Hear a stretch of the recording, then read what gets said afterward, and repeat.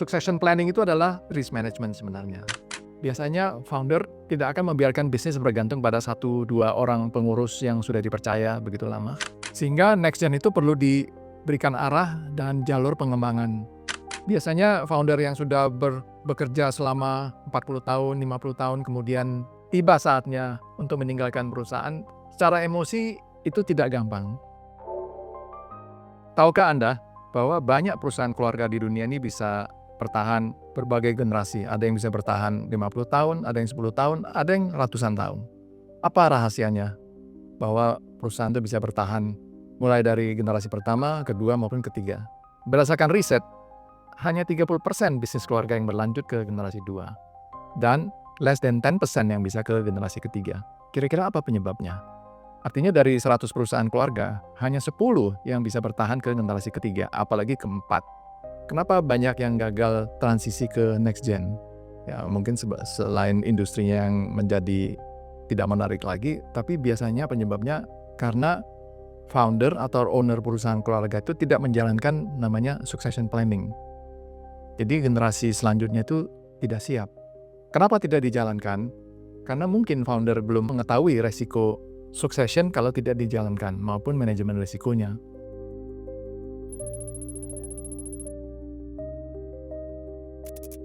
Apa dampaknya jika resiko succession planning kita kelola? Jadi artinya succession itu sebenarnya suatu risk event kalau kita tidak merencanakan apalagi menjalankannya. Jadi kalau kita melakukan persiapan succession, biasanya ada beberapa hal kejadian. Semua pihak, terutama anggota keluarga, itu bergerak mempersiapkan suksesi, dan itu biasanya mengambil waktu yang cukup lama, bisa 3, 5, 10 tahun. Yang kedua yang sangat baik adalah next gen, anak-anak kita memiliki kejelasan bahwa kapan mereka akan in charge of the company, karena ada kejelasan bahwa foundernya akan step down dengan date-nya. Tentu saja karena role and responsibility menjadi lebih jelas, konflik internal akan berkurang.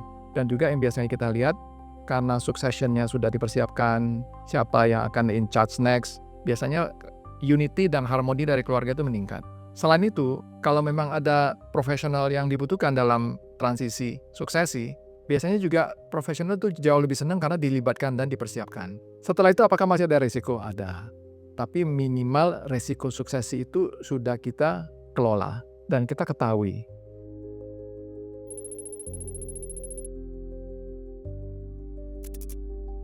Dalam hal menjalankan suksesi atau transisi kepemimpinan itu tidak terjadi dengan sendirinya. Owner memegang peran sentral dalam menyiapkan 3 hal. Pertama, menyiapkan perusahaannya agar siap saat dirinya sudah tidak di perusahaan. Artinya dari tata kelola, persiapan penerus, itu perlu dikomunikasikan dan direncanakan. Kedua, menyiapkan next gen agar setidaknya mereka mau dan mampu dalam melanjutkan kepemimpinan perusahaan.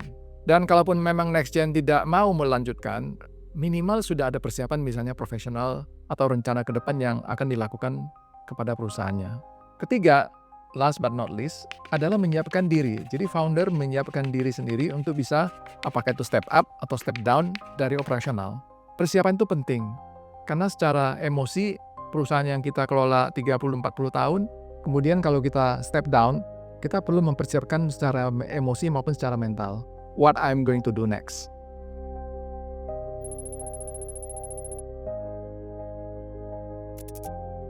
Biasanya founder tidak akan membiarkan bisnis bergantung pada 1-2 orang pengurus yang sudah dipercaya begitu lama.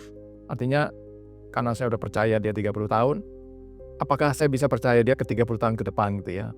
Padahal orangnya itu saja. Tentu saja percaya kepada orang itu sangat penting sekali, tapi jangan lupa bahwa kita perlu membangun sistem manajemen. Internal control-nya ada atau enggak.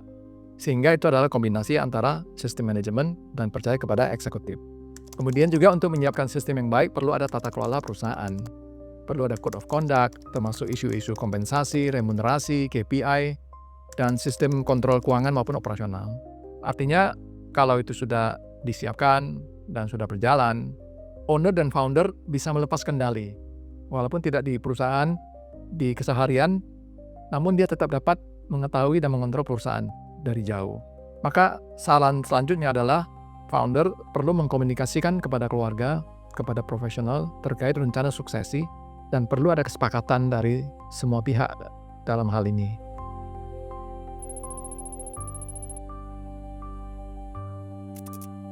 Kemudian juga satu hal yang sangat penting adalah persiapan next gen. Jadi next gen yang sudah bekerja bukan hanya diminta bekerja saja, kemudian tiba-tiba dia mengambil alih kepemimpinan. Nah, jadi sebenarnya persiapan next gen untuk ambil kendali perusahaan itu biasanya butuh waktu 5 tahun, 10 tahun. Sehingga mereka menjadi pemimpin yang tangguh. Terus kapan mulai diprosesnya? Sebenarnya sejak kemarin.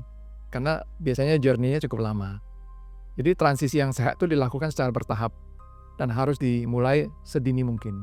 Hal ini memungkinkan generasi berikutnya mengambil tanggung jawab secara gradual, progresif, tanpa mengganggu stabilitas bisnis. Kemudian juga profesional, kalau terlibat, kita memang memakai profesional juga bersiap untuk bergerak ke arah succession planning di mana next gen akan mengambil alih. Satu hal yang suka dilupakan adalah set a date oleh founder. Jadi founder biasanya perlu set a date, misalnya 5 tahun lagi atau 7 tahun lagi. Saya akan step down dan tempat saya akan diambil alih oleh anak saya atau mungkin profesional yang memang sudah dipersiapkan. Sehingga next gen itu perlu diberikan arah dan jalur pengembangan. Apa-apa saja yang mereka perlu develop, leadership, business skill, business acumen, finance, dan lain-lainnya. Sehingga mereka dapat melanjutkan perusahaan dengan keyakinan tinggi.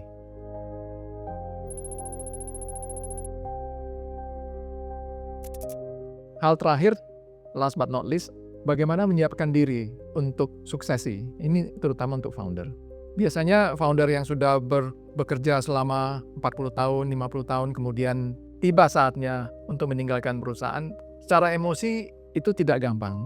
Tapi bagi beberapa founder yang kita lihat, yang sudah kita bantu perusahaannya, mereka mempersiapkan diri dengan baik. Artinya 10 tahun sebelum mereka step down, mereka sudah membantu yayasan, menjadi pengurus perkumpulan, organisasi, sehingga mereka memiliki kesibukan yang sangat signifikan di luar bisnis.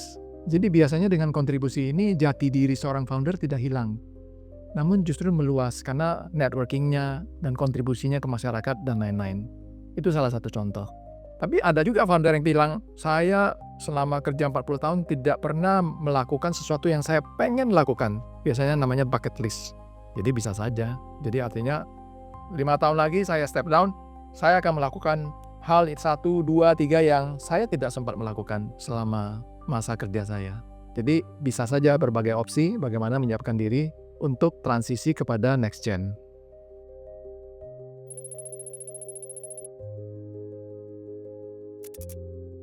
Succession planning itu adalah risk management sebenarnya.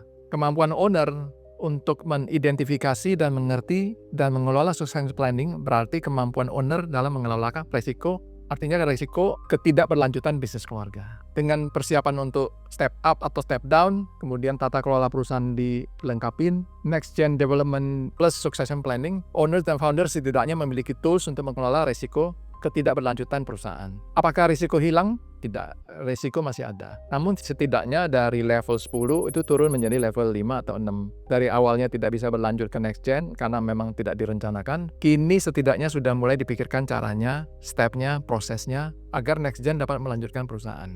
Jadi menurut Anda, apakah keluarga Anda sudah siap memikirkan succession planning atau belum? Aspek apa saja yang sering diabaikan oleh good owner saat menyiapkan generasi penerus?